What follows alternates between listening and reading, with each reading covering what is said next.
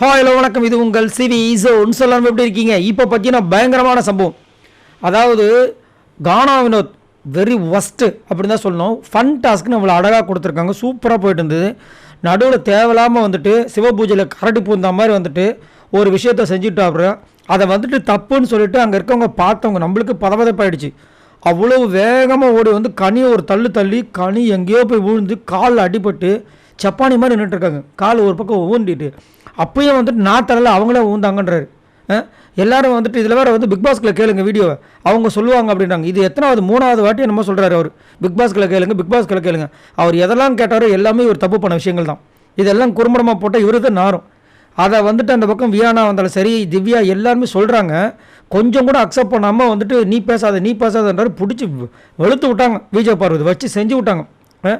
என்னையா நீ நினச்சிட்டு இருக்க அப்படின்ற மாதிரி வச்சு செஞ்சாங்க. கானாவினத்தை வந்து நல்ல ஒரு திறமையான ஒரு போட்டியாளர் தான், அதில் மாற்றுக்கிறது கிடையாது. ஆனால் அடுத்தது ஒரு தப்பு பண்ணிட்டானா ஒத்துக்க மாட்டுறாரு.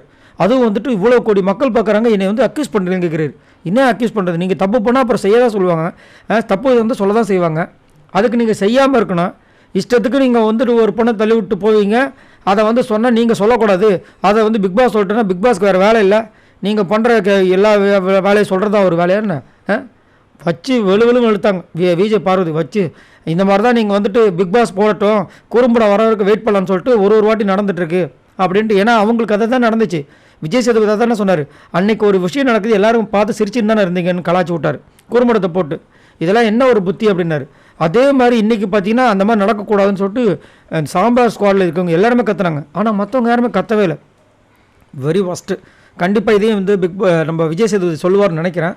அதில் வந்து வச்சு செய்வார் நம்ம கானாவினத்தை நினைக்கிறேன். ஏன்னா இது வரைக்கும் இப்போ லைவில் பார்க்குறோம், அது வரைக்கும் பார்த்தீங்கன்னா கானாவினத்தை அதை அக்செப்ட் பண்ணவே இல்லை. ஆனால் வச்சு செஞ்சு விட்டாங்க விஜய் பார்வதி. இதை பற்றி உங்களோட கருத்துக்களை சொல்லுங்கள். பாய் நண்பர்களை.